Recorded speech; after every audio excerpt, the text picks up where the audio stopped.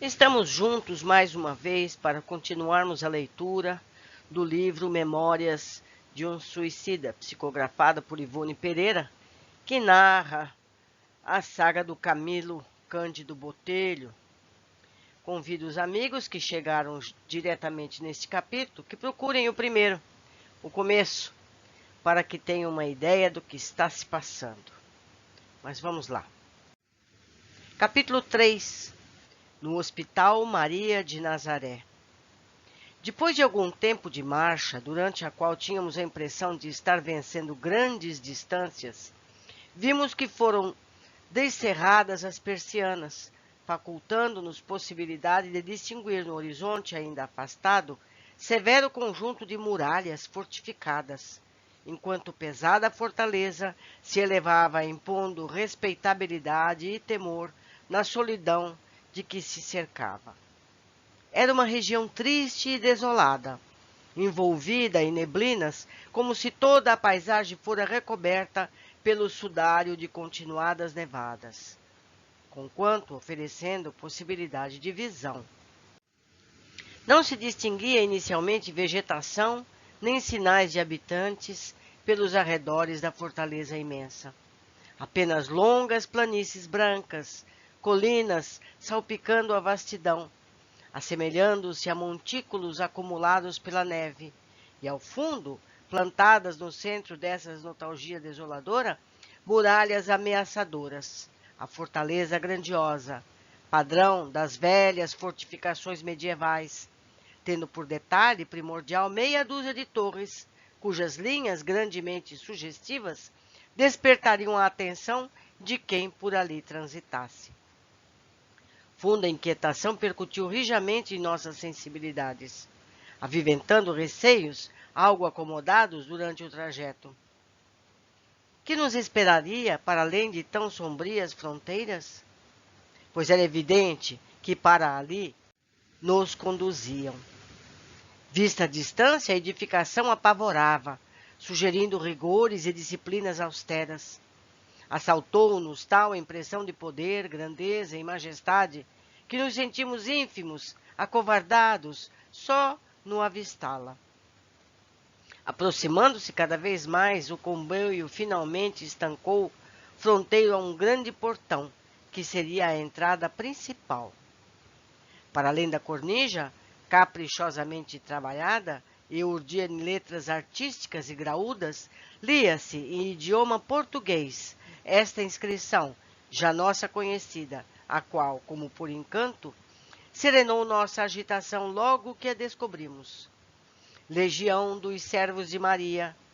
Seguindo-se essa indicação, que emocionante compeliu-nos, as novas apreensões, colônia correcional. Olhem lá, hein? É uma colônia correcional. Sem resposta às indagações confusas do pensamento ainda lerdo e atordoado pelas longas dilações que me vinham perseguindo havia muito, desobriguei-me de averiguações e deixei que os fatos seguissem livre curso, percebendo que meus companheiros faziam o mesmo. Não faltava à fortaleza nem mesmo a defesa exterior de um fosso. Uma ponte desceu sobre ele e o comboio venceu o empecilho, fazendo-nos ingressar definitivamente nessa colônia. Não isentados, porém, de sérias preocupações quando ao futuro que nos aguardava, de entrada notamos pelas imediações numerosos militares, qual se ali se aquartelasse um regimento. Entretanto, esses muitos se assemelhavam aos antigos soldados egípcios e hindus, o que muito nos admirou.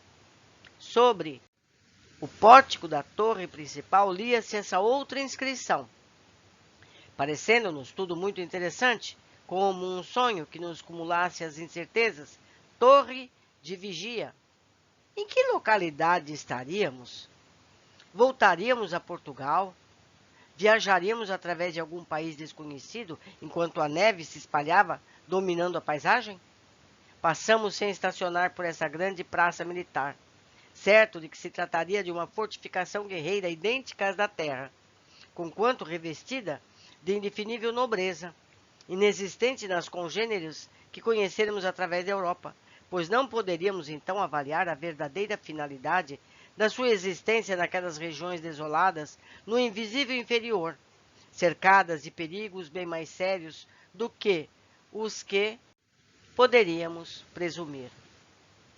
Com surpresa, verificamos que entráramos em cidade movimentadíssima, conquanto recoberta por extensos véus de neve ou cerração pesada. Não fazia, porém, frio intenso, o que nos surpreendeu, e o sol, mostrando-se a medo entre a cerração, deixava a ocasião não só para nos aquecermos, mas também para distinguirmos o que houvesse em derredor. Edifícios soberbos impunham-se à apreciação, apresentando o formoso estilo português clássico, que tanto nos falava a alma.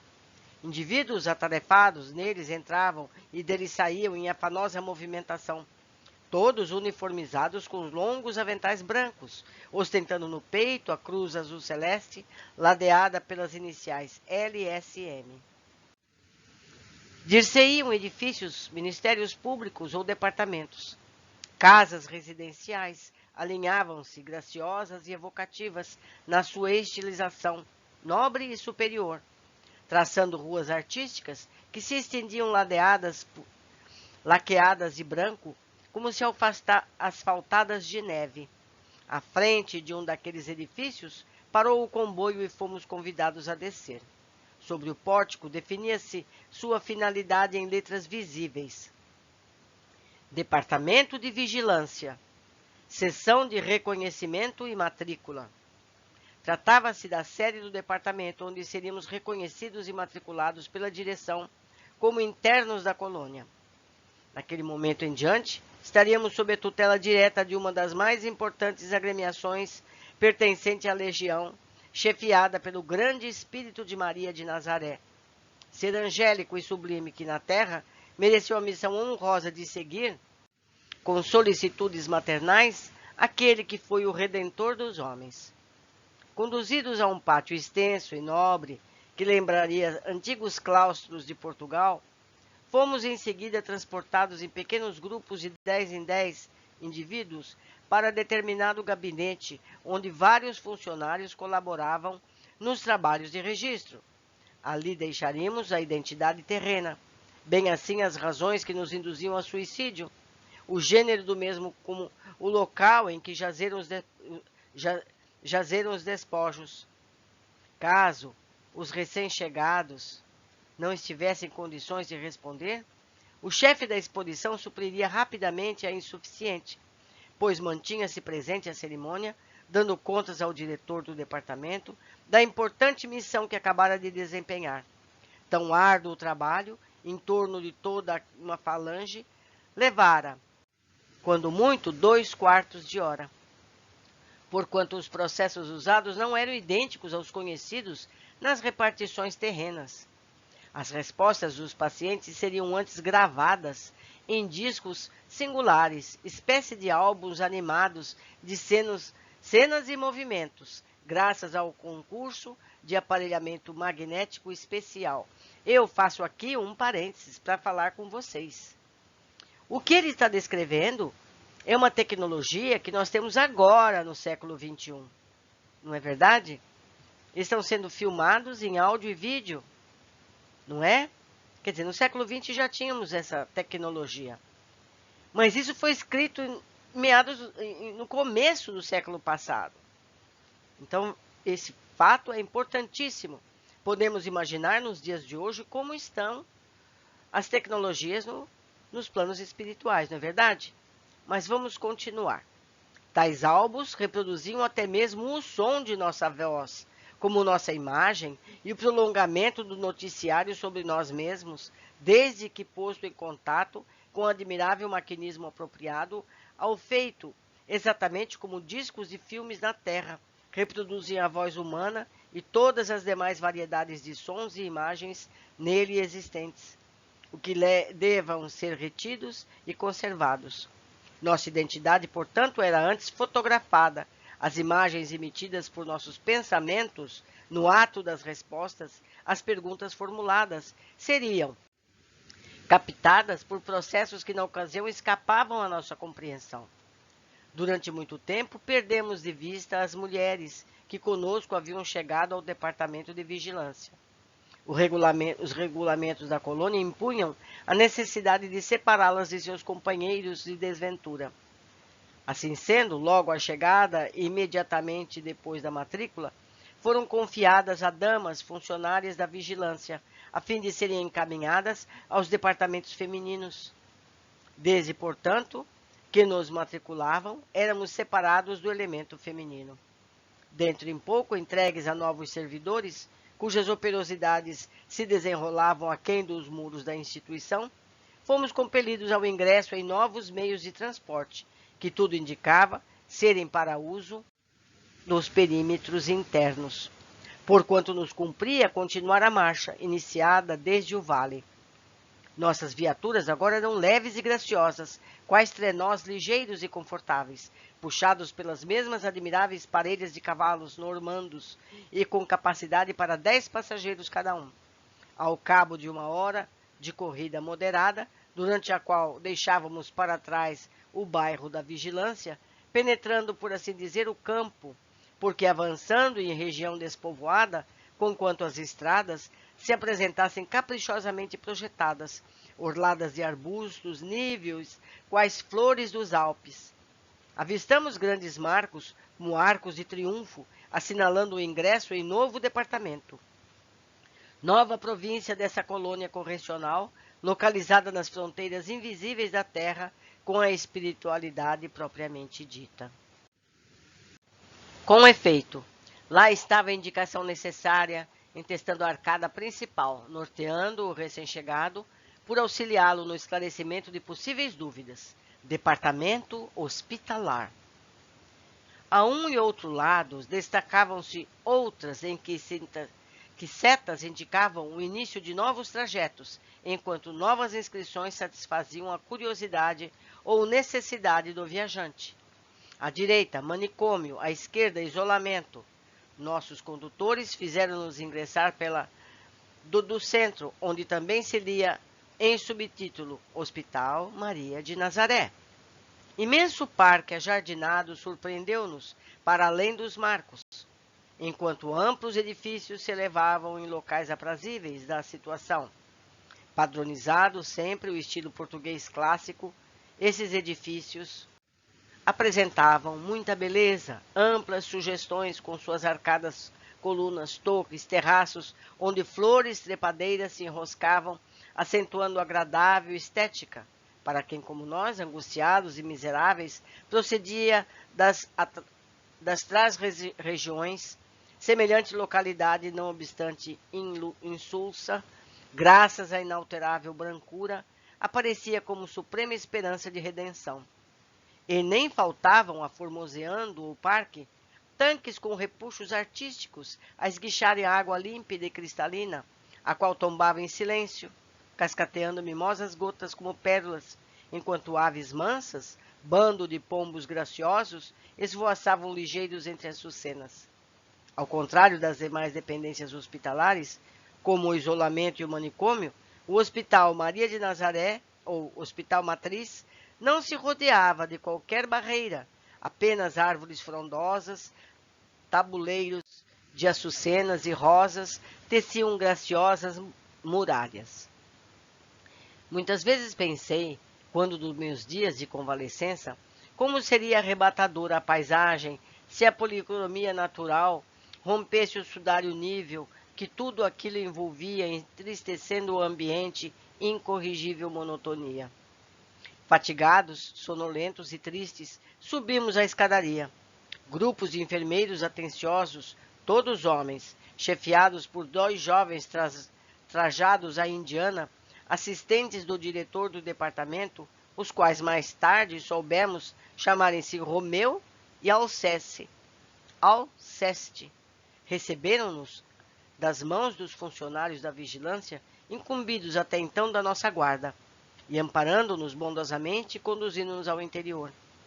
Penetramos galerias magníficas, ao longo das quais portas largas, envidraçadas, com caixilhos levemente azuis, deixavam ver o interior das enfermarias, o que vinha a esclarecer que o enfermo jamais se reconheceria a sós.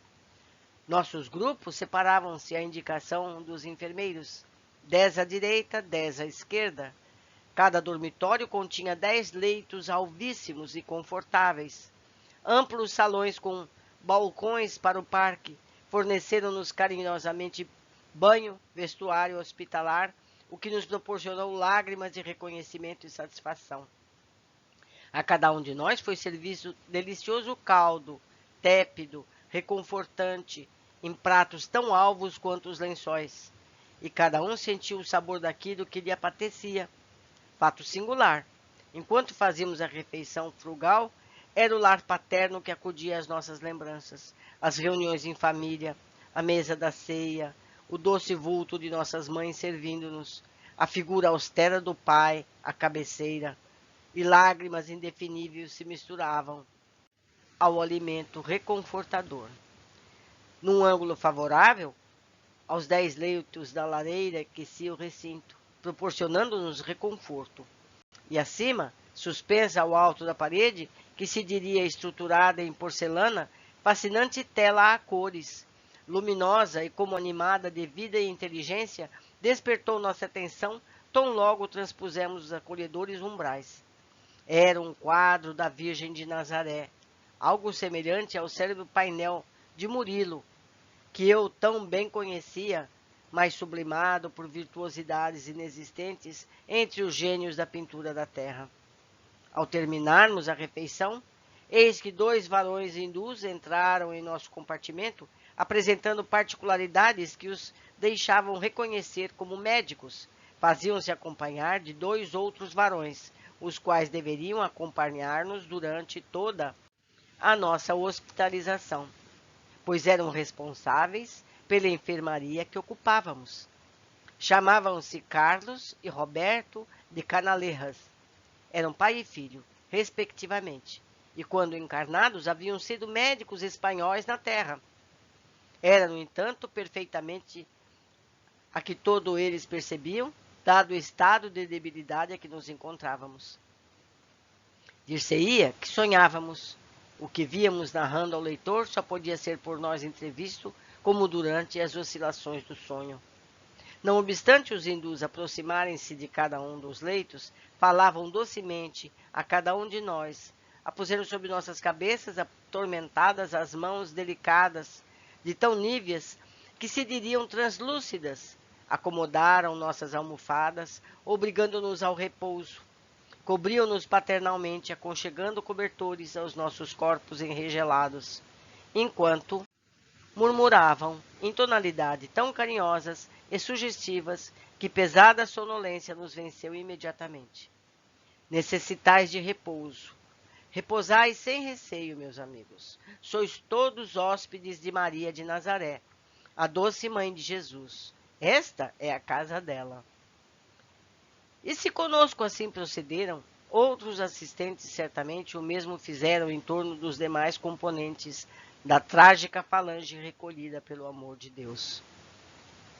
Ao despertar, depois de sono profundo e reparador, afigurou-se-me ter dormido longas horas, e de algum modo senti que o raciocínio se me aclarava, oferecendo maior possibilidade de entendimento e compreensão das circunstâncias.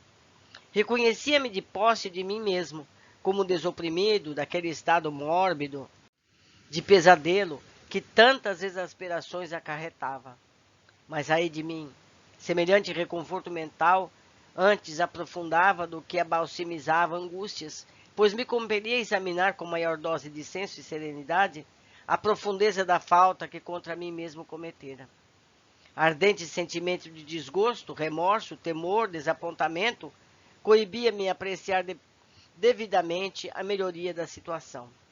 Em incômoda sensação de vergonha, chicoteava-me o pudor, gritando ao meu orgulho que ali me achava indevidamente sem quaisquer direitos a me assistirem para tanto, unicamente tolerado pela magnanimidade de indivíduos altamente caridosos, iluminados pelo vero amor de Deus.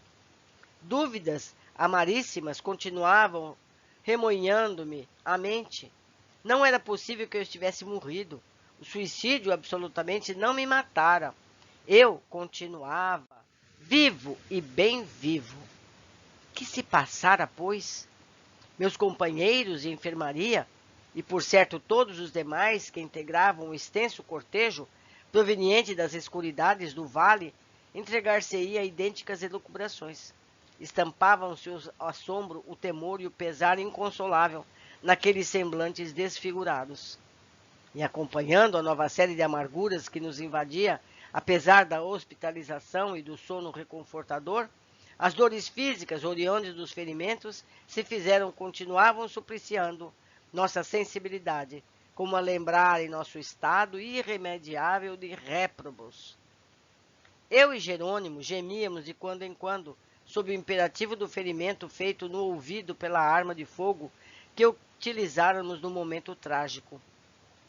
Mário Sobral estorcia-se, o pescoço entumecido, a esbater-se em cacoetes periódicos contra a asfixia, pois enforcara-se.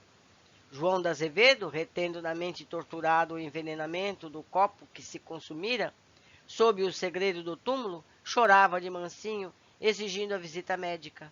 Belarmino, a esvair-se em sangue, o braço dolorido, entorpecido, já paralítico, preludiando desde aquele tempo o drama físico que seria o seu, em encarnação posterior, pois fora ao suicídio golpeado nos pulsos. Todavia, o reconforto era sensível. Bastaria observássemos que já não víamos as cenas mentais de cada um, reproduzindo em figurações assombrosas o momento supremo, tal como sucedia no vale, onde não existia outra paisagem. A enfermaria, muito confortável, dizia de como nos haviam bem instalado. Existiam mesmo traços de arte e beleza naqueles portais de caixilhos azuis, formados de substâncias polidas como a porcelana. Naqueles posteiros de rendilhados, também azuis, nas trepadeiras brancas que subiam pelos balcões, intrometendo-se adentro pelo terraço, como espionando nossas caratonhas dramáticas de réprobos colhidos em flagrante. De chofre, a voz de um enfermo, nosso companheiro, quebrou o silêncio da meditação em que mergulhávamos o pensamento, externando as próprias impressões, como se apenas para si falasse. Cheguei à conclusão, disse pausada e amarguradamente, de que o melhor de todos temos a fazer é nos recomendarmos a Deus, resignando-se de boamente às peripécias que ainda sobrevenham.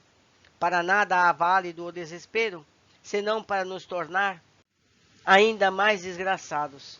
Tanta revolta e insensatez, e nada mais obtivemos, a não ser o agravo de nossas já tão atrozes desgraças. Por aí se poderá ver que vimos escolhendo caminhos errados para nossos destinos. Inegável, porém, que somos todos subordinados de uma direção maior, que independe de nossa vontade. Isso é assaz significativo. Não sei bem se morri, mas sinceramente, creio que não. A senhora, minha mãe, era pessoa simples, humilde, de poucas letras, mas boa devota à crença e ao respeito a Deus. Afirmava aos filhos, com estranha convicção, quando os reunia ao pé da lareira ao fim de ensinar-lhes as orações da noite, de mistura com os princípios da lei cristã, que todas as criaturas fazem uma alma imortal, criada pelo Ser Supremo e destinada à glória e à redenção pelo amor de Jesus Cristo, e que nessa alma daremos conta um dia ao Criador, Pai. Nunca mais, desde então, obtive ciência de mais alto valor. Considero as aulas ministradas por minha mãe durante o serão da família superiores às que, mais tarde, aprendi na universidade. Infelizmente para mim, sorri a sabedoria materna, embrenhando-me pelos desvios das paixões mundanas. Contudo, ó minha mãe, eu aceitava as possibilidades da crença formosa que tentaste infundir em minha alma revel. Não fui propriamente ateu. Hoje, passados tantos anos e depois de tantos sofrimentos, colocado em situações que escapam à minha análise, eu me confesso que a senhora, minha mãe, estava com razão. Devo possuir uma alma realmente imortal. Escapa-se de um tiro de revólver e pode-se até restabelecer-se. Curamo-nos da ingestão de um corrosivo Tais sejam as circunstâncias em que o tínhamos usado, mas não se escapa de uma forca como se eu me destinei. E se estou aqui, e se sofri tudo quanto sofri, sem conseguir aniquilar dentro de mim as potências da vida, é porque sou imortal. E se sou imortal, é que possuo uma alma, com efeito, porque quanto um corpo humano, esse não é imortal, pois se consome no túmulo.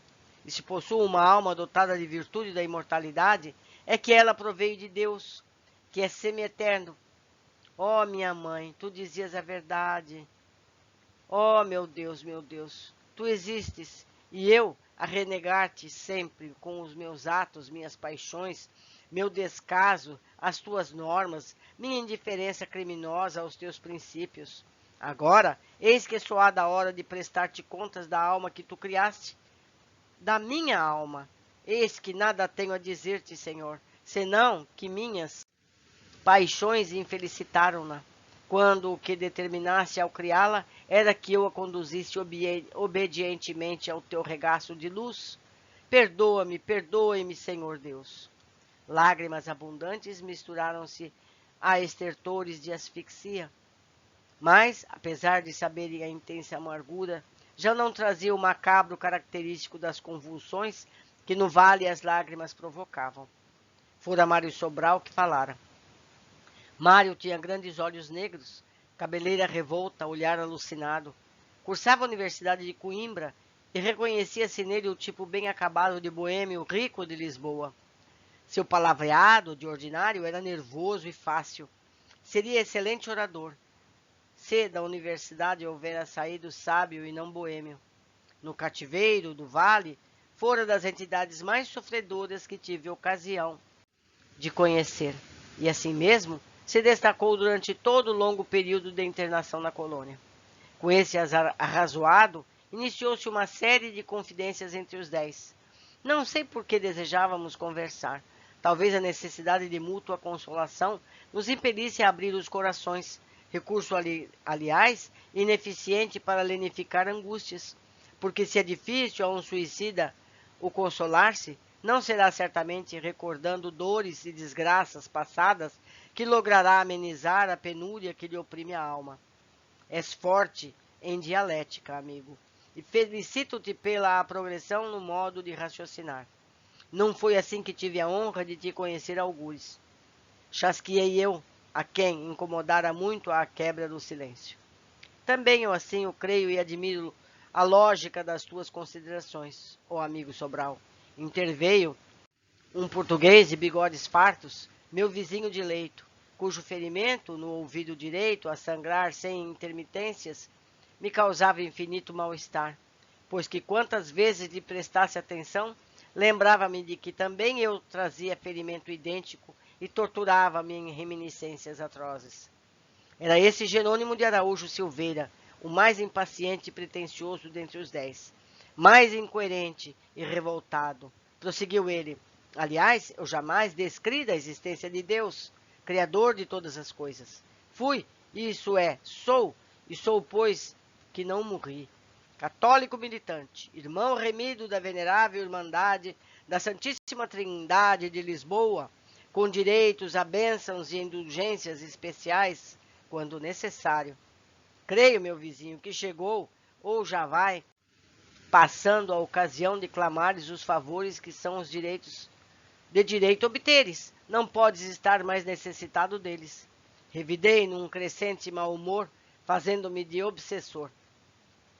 Não respondeu, mas continuou. Fui, porém, muito impaciente e nervoso desde a juventude.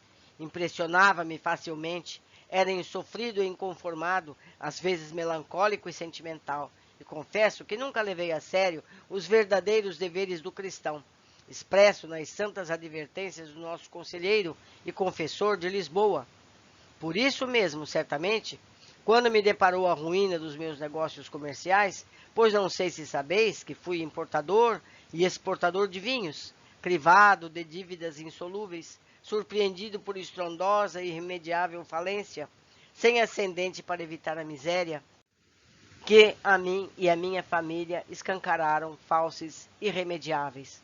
acusado por amigos e pessoas da família como responsável único pelo dramático insucesso, abatido pela perspectiva do que sucederia à minha mulher e aos meus filhos, a quem eu, por muito estremecer, habituara a excessivo conforto, mesmo ao luxo, mas os quais agora, que me viam castigando de sofredor, me responsabilizavam cruamente por tudo, em vez de pacientemente me ajudarem a remover a cruz dos insucessos que a todos nos abatia. Fraquejei na coragem que até então tivera e tentei desertar da frente de todos e além de mim mesmo, a fim de poupar-me as censuras e humilhações. Todavia, enganei-me, mudei apenas de habitação, sem conseguir encontrar a morte, e perdi de vista minha família, o que me tem acarretado insuportáveis contrariedades.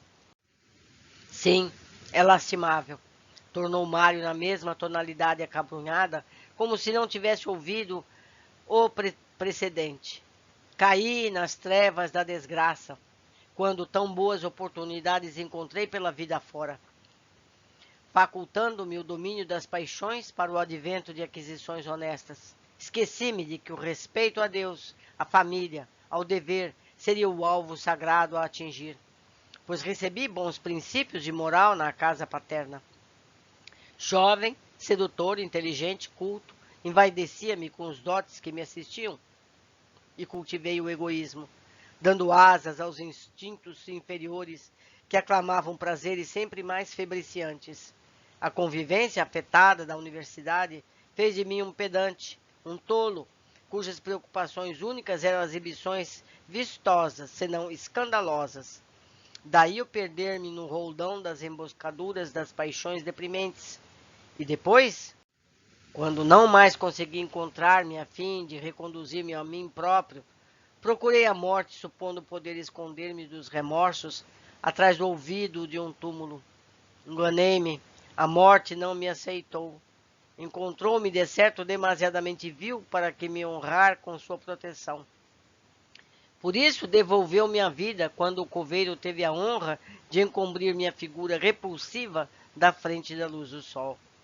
Minha mãe, porém, essa sim, não se enganou. Eu sou imortal.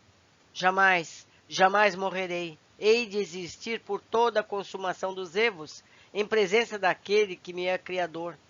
Sim, porque para sobreviver às desgraças que cruciaram meu sentir, desde a noite aziaga da primavera daquele ano de 1889, só um ser que seja imortal. Alongou os olhos com gestos, como chamando recordações passadas para o minuto presente, e murmurou arquejante, apavorado, frente à página mais negra que lhe desvirtuava a consciência. Sim, meu Deus, perdoa-me, perdoa-me. Eu me arrependo e submeto, visto que reconheço que errei. Perdi-me diante de ti, meu Deus, à frente da desesperadora paixão que nutri por Eulina. Mas, se eu me permites, reabilitar-me-ei por amor de ti. Eulina, tu não valias sequer o pão que eu fornecia para saciar de tua fome. Contudo, eu te amava, acima de todas as conveniências, a despeito até da própria honra. Eras pérfida, malvada. Eu, porém, inferior devia ser, ainda mais que tu, porque casado, sendo minha esposa nobre e digna senhora, era pai de 3 inocentes criancinhas, às quais devia amor e proteção. Abandonei-os por ti, Eulina. Desinteressei-me de seus encantos, porque me arrebatei irremediavelmente pelos teus. Estranha beleza dos torrões sul-americanos que tu eras. Oh, como eras linda! Mas não me amavas, e depois de me arrastares de queda em queda, explorando minha bolsa e o coração, abandonaste-me ao desespero da miséria e da ingratidão, ao me preterires pelo capitalista brasileiro, teu compatriota que te requestou. Fui à tua casa, vi-me desfeitado, supliquei-te, rastejei a teus pés como louco. Desesperado por perder-te, como insensato que sempre fui, implorei migalhas da tua compaixão, em vendo que já não seria possível teu amor. Provoquei-te a discussão, compreendendo que te fazias insensível às minhas desesperadas tentativas de reconciliação. E cego pelos insultos que repetias, eu te agredi, ferindo as faces que eu adorava. Espanquei-te sem piedade, maltratei-te a pontapés. Meu Deus, oh meu Deus, estrangulei-te, Eulina. Matei-te, matei-te. Parou, sufocado em convulsões odiosas, de perfeito réprobo, para continuar após como que dirigindo aos companheiros. Quando, tomado de horror, contemplei a ação abominável que praticara, apenas um recurso me acudiu. Rápido, qual impulso obsessor, a fim de escapar às consequências de que, naquele momento, se me afigurava insuportável: o suicídio. Então, ali mesmo, sem perder tempo, rasguei os lençóis da desgraçada e pendurei-me a uma trave existente na cozinha. Forma essa pouco poética de um amante morrer. Zombei eu, enfadado com a longa descrição que desde o vale diariamente ouvia repetir. Aposto em como Vossa Excelência, senhor professor, que tão elegantemente desejou morrer, recordando Petrônio, fê-lo pelo amor platônico de alguma senhora inglesa, loira e apessoada? Portugueses ilustres, como Vossa Excelência, vêm demonstrando ser, gostam de amar damas inglesas. Dirigia-me agora a Belarmino de Queiroz e Souza, cujo nome tresandava a fidalguia. Até essa data ainda me irritavam as atitudes do pobre comparsa do grande drama que eu também vivia. E sempre que houvesse oportunidade, ridicularizava-o, defeito muito do meu feitio e que muitos vexames e desabores custou-me até corrigi-lo durante os serviços da reforma interior ao que o caráter impus. Na pátria espiritual. Belarmino era alto e seco, muito elegante e fino de maneiras. Dizia-se rico e viajado, professor de dialética, de filosofia e matemática, e poliglota. Cortejo respeitável para um só homem que se arrastasse na terra, não havia dúvida, mas que o não impedira de demorar-se, e mais o monóculo, o fraque, a bengala, nas pocilgas do vale sinistro. Durante o interessante estágio que ali fizera, por se haver suicidado. Isso mesmo lançava-lhe eu em face muitas vezes, mal-humorado ante a vaidosa enumeração que fazia dos variados caberais próprios. O doutor, porém, porque era doutor honorificado por mais de uma universidade, jamais revidou minhas impertinências. Polido, educado, sentimental, chegaria também à vera bondade de coração se a par de tão bonitos dotes não carregasse os defeitos do orgulho, do egoísmo, de a si mesmo endeusar, por todos se julgar superior. Ouvindo-me, não respondeu com engastamento, como sempre, antes foi em tom macio, mesmo pesaroso, que se expandiu dirigindo-se a todos. Eu julgava sinceramente que o túmulo absolveria a minha personalidade, transmudando-a na essência que se perdera nos abismos da natureza. Seria o nada. Discípulo de Augusto Comte, a filosofia levou-me ao materialismo, ao mecanismo acidental das coisas, única explicação satisfatória que o raciocínio pôde oferecer diante das anomalias com que deparava a cada passo pela vida que fora, e me alarmar o coração e decepcionar a mente. Nutri sempre grande ternura e compaixão pelos homens, aos quais considerava irmãos de desgraça, pois para mim a vida era a exceção máxima da desgraça, embora deles procurasse afastar-me quanto possível, temendo amá-los demasiadamente e, portanto, sofrer. Nem outra coisa compreenderia eu o que seria tão senão desgraça um homem nascer, viver, trabalhar, sofrer, lutar por todos os pretextos para depois desfazer-se irremissivelmente no pó do túmulo. Não fui jamais dado a namoramentos de baixa ou elevada classe. Para que amar, constituir família, constituindo para lançar à vida outros desgraçados, amasse a filosofia, convertera-me, além do mais, de que o amor era apenas uma secreção do cérebro. Fui um estudioso, isso sim. Estudava a fim de me aturdir, evitando o acúmulo de elucubrações sobre a miserável situação da humanidade. Assim sendo, não sobraram a mim horas para cultivar amor junto à dama inglesa ou portuguesa. Estudava para esquecer de que um dia também eu perderia no vácuo. Fui um infeliz, como toda a humanidade o é. Somente no ambiente sereno do lar desfrutava alguma satisfação. Agarrei-me ao lar quanto possível, pesaroso de um dia ser forçado a abandoná-lo para me aniquilar entre os vermes que destruiriam minha individualidade. Minha mãe, que partilhava de minhas convicções, porque também as recebera de meu genitor, bastava-me para a companhia nas horas de lazer. O móvel da minha tentativa de suicídio, como vê, não foi o desgosto amoroso, foi a perca da saúde. Fui fisicamente débil, franzino, um triste, sonhador infeliz e insatisfeito, apavorado no existir. Incorrigível desconsolo entenebreceu os dias da minha vida.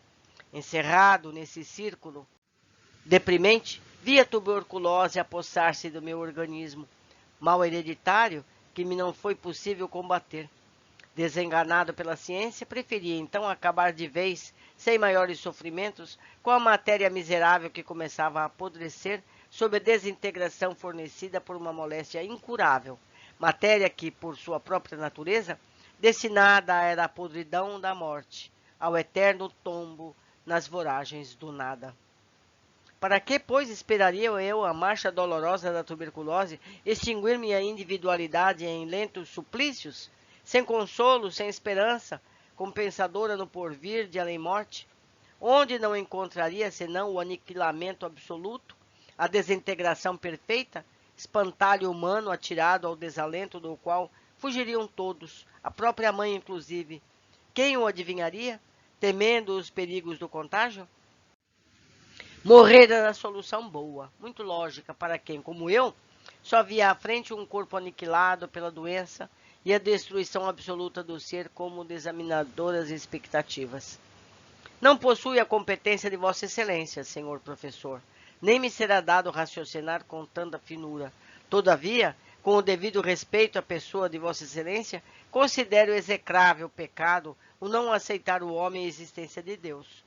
Sua paternidade para com as criaturas é a eternidade da alma, por mais criminoso e abjeto que seja.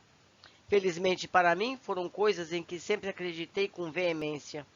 Intrometeu-se Jerônimo com simplicidade, sem perceber a tese profunda que apresentava um ex-professor de dialética. Como e por que, então, vos revoltaste contra as circunstâncias naturais da vida humana, isto é, aos sofrimentos que vos couberam na desoladora partilha, a ponto de confessardes que desejastes morrer, senhor de Araújo Silveira?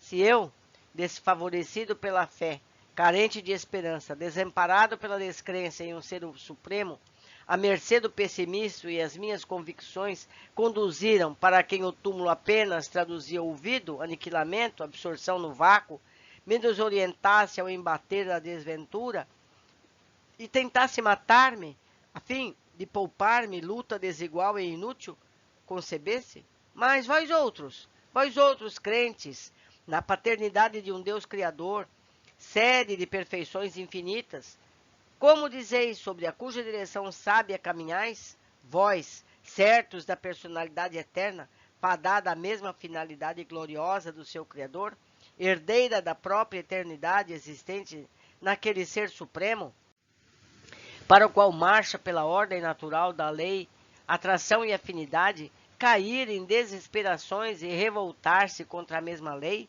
Pois sei que a crença num poder absoluto proíbe a infração do suicídio. É paradoxo que não se chegar a admitir, portadores de tal ciência, corações alumiados pelos ardores de tão radiosa convicção, energias revigoradas pela fortaleza de tão sublime esperança, deveríeis considerar-vos deuses também, homens sublimados, para quem os infortúnios seriam meros contratempos de momento. Oh, pudesse eu convencer-me dessa verdade, não temeria enfrentar novamente, nem os desgostos que arruinaram meus dias, nem a tuberculose que me reduziu ao que vedes. Revidou com lógica férrea o discípulo de Comte, cuja sinceridade me despertou simpatia. E agora, qual a opinião de Vossa Excelência sobre o momento presente? Que explicação sugere a filosofia comtista para o que se passa? Interroguei, cheio de curiosidade, interessando-me pelo debate. Nada, respondeu simplesmente. Não sugere coisa alguma. Continuo na mesma. Não consegui morrer. Evidente era que dúvidas desconcertantes nos atacavam a todos, a ele também. O que não queríamos era curvar-nos à evidência. Tínhamos medo de encarar a frente da realidade. Dizei algo de vós, senhor Botelho, atreveu João castigar-me. Há muito estimais observar-nos, mas tendes silenciado sobre a vossa pessoa, que tão interessante nos parece. Quanto a mim, não desejo permanecer incógnito. Bem sabeis os motivos que me arrojaram ao pelágio inóbil do suicídio. A paixão pelo jogo.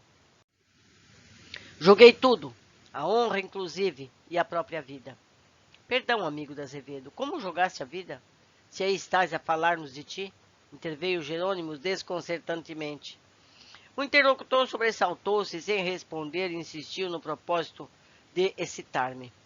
Vamos, ilustre romancista, velho boêmio do Porto, desce do teu feio pedestal de orgulho, vem dizer algo de tua majestosa superioridade. Senti a mordacidade das descorteses expressões de João, que se simpatizara comigo da mesma proporção que eu a Belarmino, do qual era muito amigo, que deixara o momento de choramingar para me provocar o mau humor. Aborreci-me. Fui indivíduo sempre melindroso e suscetível, e a morte não corrigira nada a grave anormalidade. Pois que? Seria eu, acaso, forçado a confessar particularidades a tal corja, só porque ela havia confessado as suas? Porventura devia eu qualquer consideração a essa ralé que fui encontrar no vale imundo? Pensei, sufocado pelo orgulho, com efeito, de me julgar superior.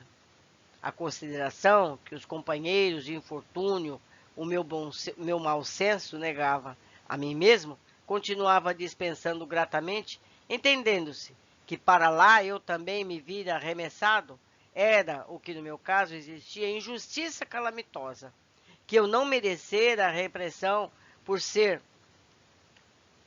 melhor, mais digno, mais credor de favores do que os outros que comigo lá se haviam homizado. Fosse como fosse, preferiria não me expandir, porque o meu orgulho a tanto não me animava.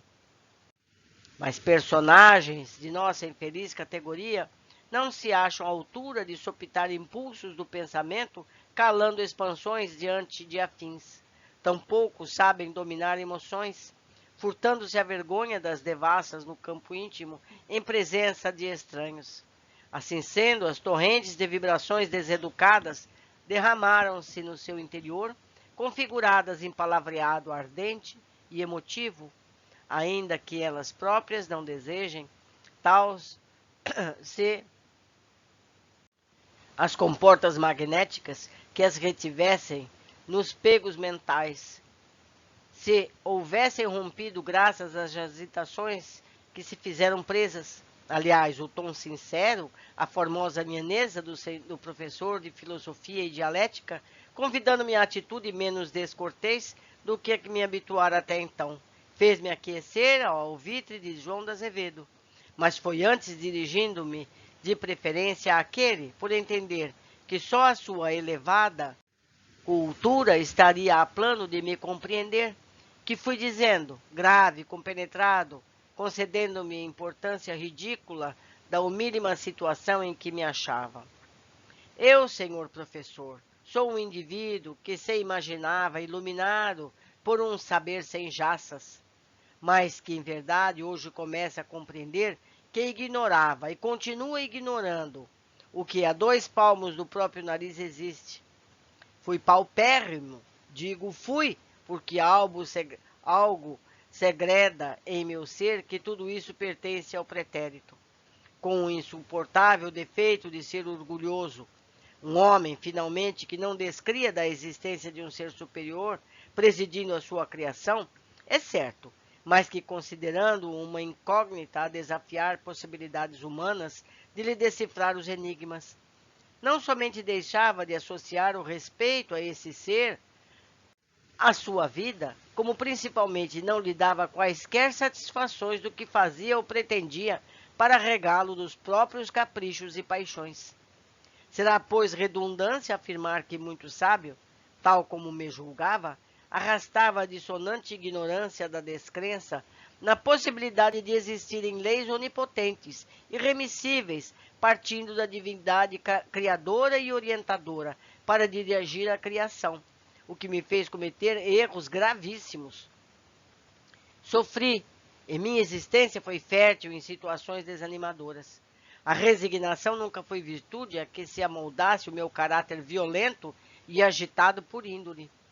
A fundeza dos meus sofrimentos tornou-me irritadiço, genioso.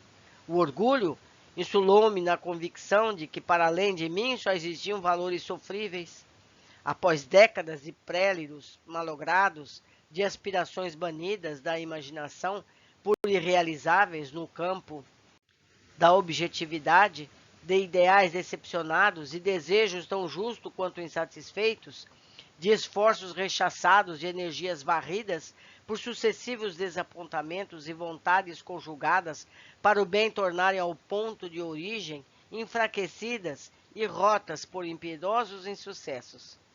A cegueira, amigo, que atingiu meus olhos cansados, como desconcertante prêmio às lutas de minhas forças exigiu impulsos supremos. Fiquei cego.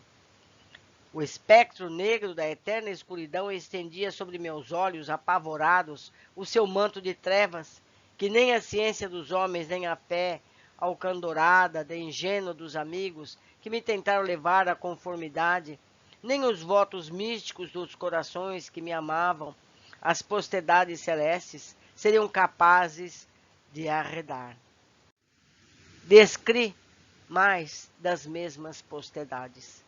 Cego, cego eu, como viveria eu cego? Entendi que se o ente supremo de quem eu não descria até então existisse realmente, tal se daria porque não quereria certamente desgraçar-me. Esquecia-se de que existiam espaços pelo mundo, milhões de homens cegos, muitos em condições ainda mais prementes que a minha, e que eram todos, como eu, criaturas advindas do mesmo Deus. Descri porque entendi que se havia outros cegos, que houvesse, mas que eu não deveria ser. Era, sem injustiça, uma finalidade dessa para mim. Cego era o máximo. Tão profundo quanto o surpreendente desespero devorava minhas vontades, minhas energias mentais, minha coragem moral, reduzindo-me à inferioridade do covarde.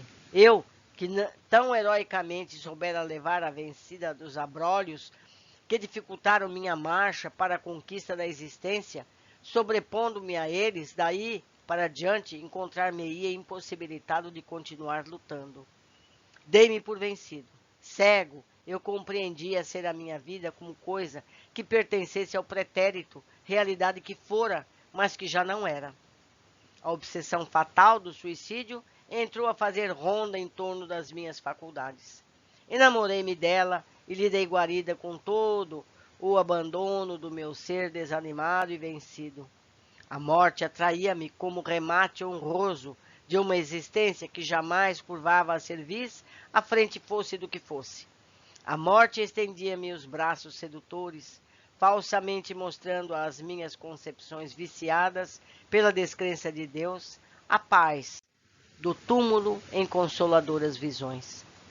Firmada a resolução sobre as sugestões doentias, acabrunhado e a sós com minha superlativa desgraça, insocorrido pelo sereno consolador da fé, que teria suavizado a ardência do meu íntimo desespero. Excitada a imaginação, já de si mesma audaz e ardente, criei um romance dolorido em torno de mim mesmo e, considerando-me Marte, condenei-me sem apelação. É que tive medo e vergonha de ser cego. Matei-me no intuito de encobrir à sociedade dos homens, dos meus inimigos, a incapacidade a que ficara reduzido. Não, ninguém se glorificaria vendo-me receber o amargo pão da compaixão alheia.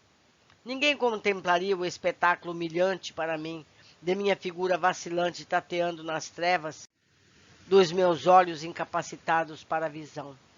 Meus inimigos não se rejubilariam refocilando na vingança de assistirem à minha irremediável derrota. 1000 vezes não, eu não me brutalizaria na inércia de olhar para dentro de mim mesmo, quando o universo continuaria irradiando vida fecunda e progressiva ao redor de minha sombra empobrecida pela cegueira. Matei-me porque me reconheci demasiadamente fraco para continuar dentro da noite pávida da cegueira. A jornada, que já enfrentava a boa luz dos olhos, fora farta de empeços e percalços. Era demais. Revoltei-me até o âmago contra o destino, que me reservava tão desconcertante surpresa, e inconsolável permaneci sobre o esmagamento da dramática ingratidão que supunha provir de Deus para mim. A providência, o destino, o mundo, a sociedade estavam errados todos. Só eu estava certo, exagerando a tragédia das minhas desesperanças. Pois que eu, que possuía capacidade intelectual avantajada, era paupérrimo, quase faminto, ao passo que circulavam em torno a mim ignorantes e beócios de cofres recheados. Eu, que me sentia idealista e bom, vivia molestado por adversidades que me teciam continuado cerco, sitiando-me em campos que desafiavam possibilidades de vitória.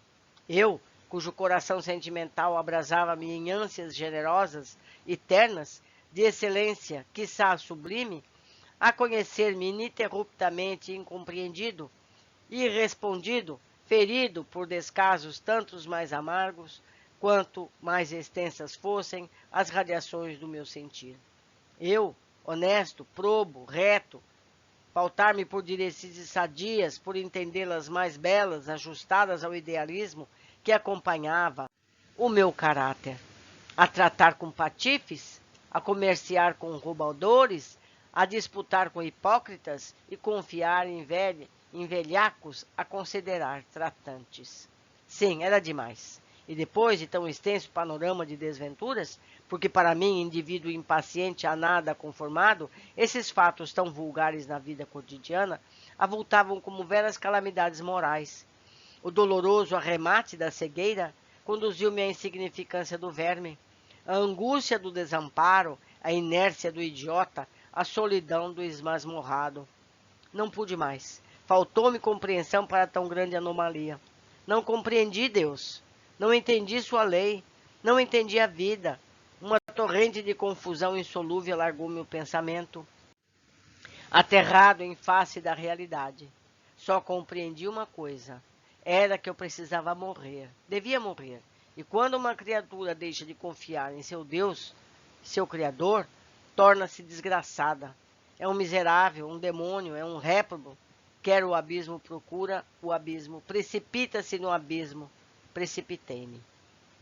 Não sei que malvadas sugestões a minha facúndia blasfêmia espalhou pelo ambiente mórbido de nossa enfermaria. O que sei é que a triste assembleia deixou-me resvalar para as vibrações desarmoniosas, entregando-me o pranto dolorido e crises impressionantes, notadamente o antigo exportador de vinhos, Jerônimo, o universitário Sobral, que era os mais sofredores, eu mesmo. A proporção que prosseguia com minhas angustiante exposição, eivada de conceitos doentios, tanto retroagia mentalmente às situações precipitosas de minha passada vida carnal, a faces doloridas e inelutáveis que me deprimiam cruamente.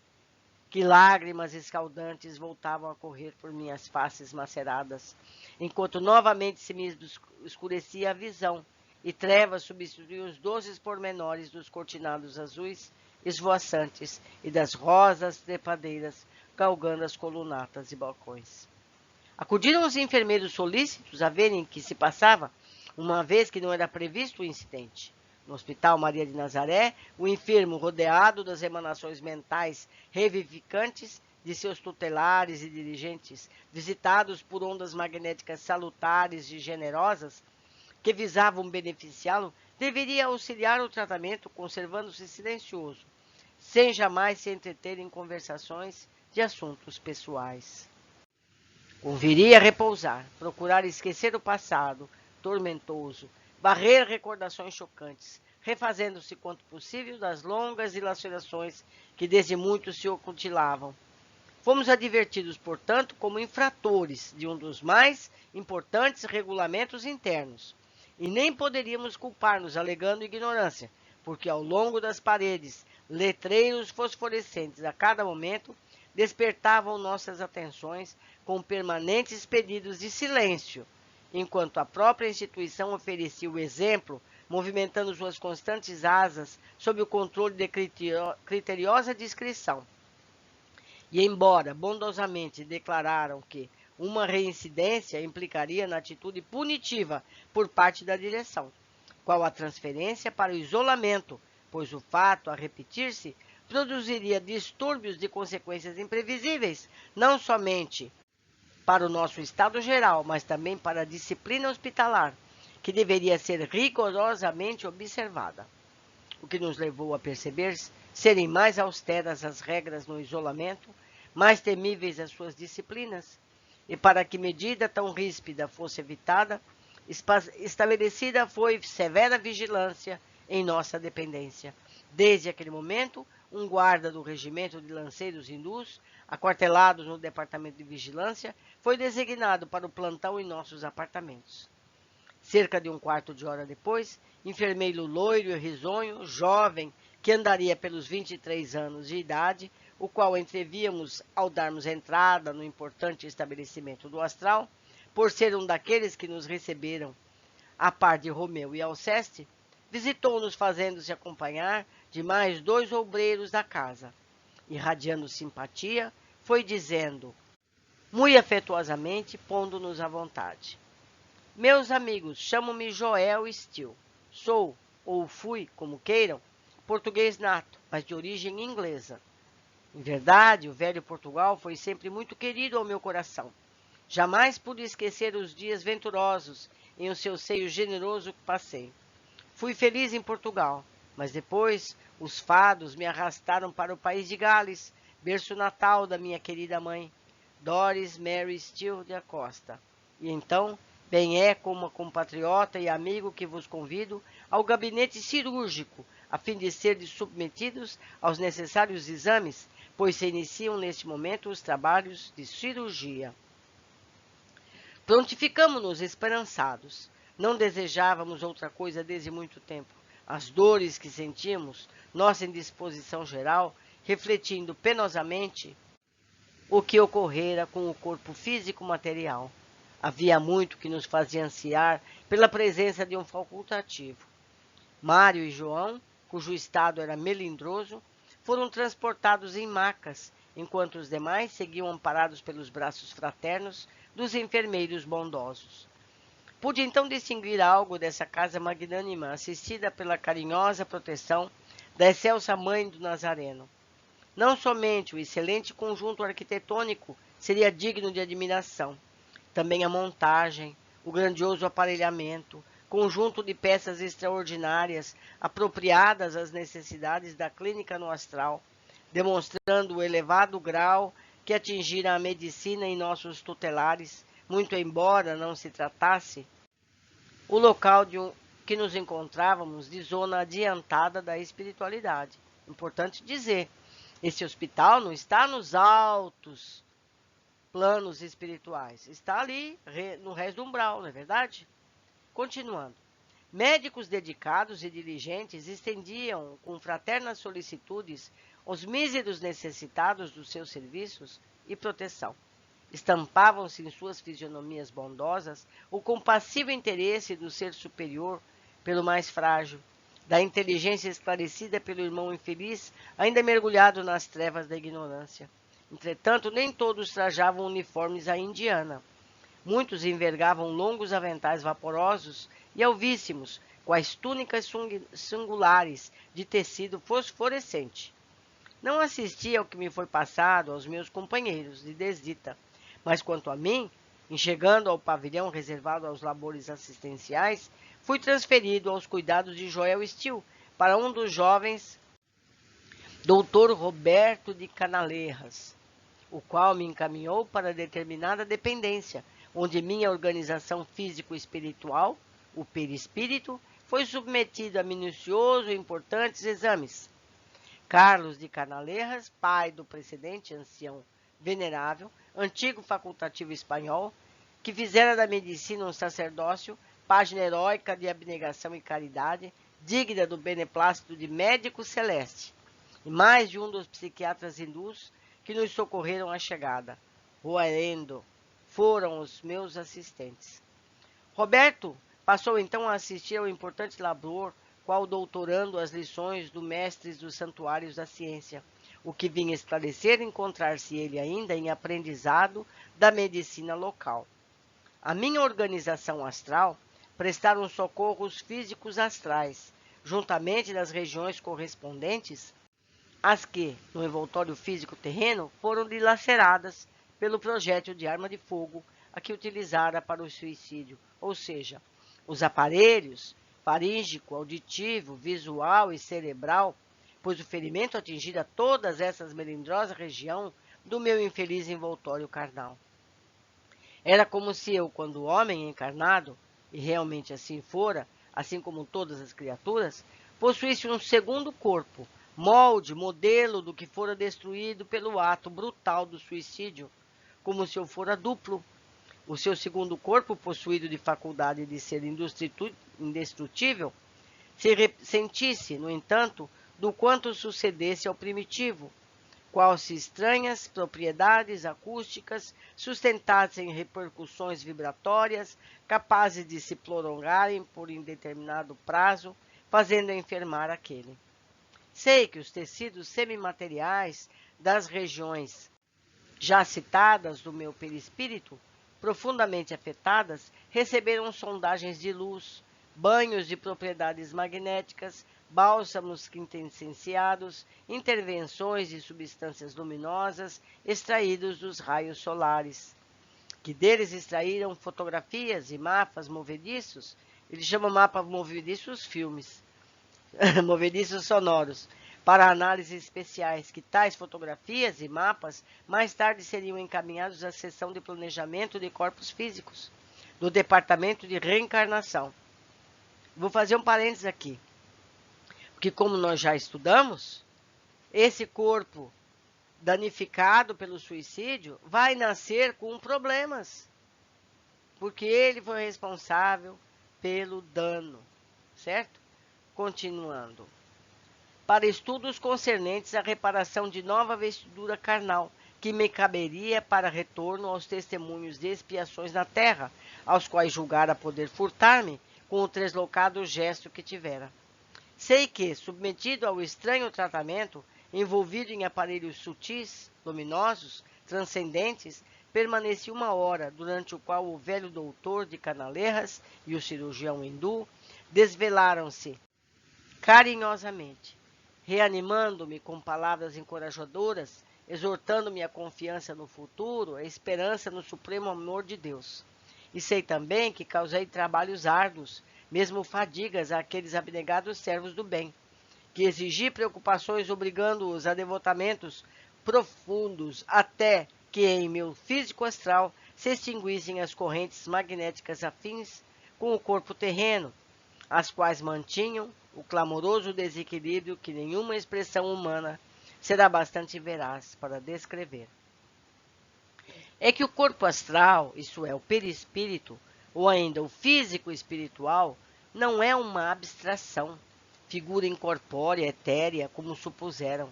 Ele é, ao contrário disso, organização viva, real, sede das sensações na qual se imprimem e repercutem todos os acontecimentos que impressionam a mente e afetem o sistema nervoso do qual é dirigente. Já que nesse envoltório admirável da alma, da essência divina que em cada um de nós existe, assinalando a origem de que provimos, persiste também uma substância material, conquanto quintessenciada, e que ele faculta a possibilidade de adoecer, ressentir-se, pois que semelhante estado da matéria é assaz impressionável e sensível, de natureza delicada, indestrutível, progressível, sublime, não podendo por isso mesmo padecer sem grandes distúrbios a violência de um ato brutal como o suicídio para o seu invólucro terreno. Entretanto, sob tantos cuidados médicos, mais se avantajavam minhas dúvidas quanto à situação própria. Muitas vezes, durante a desesperadora permanência no Vale Sinistro, eu chegara a acreditar que morrera. Oh, sim, é que minha alma condenada espiava nos infernos os tremendos desatinos praticados em vida.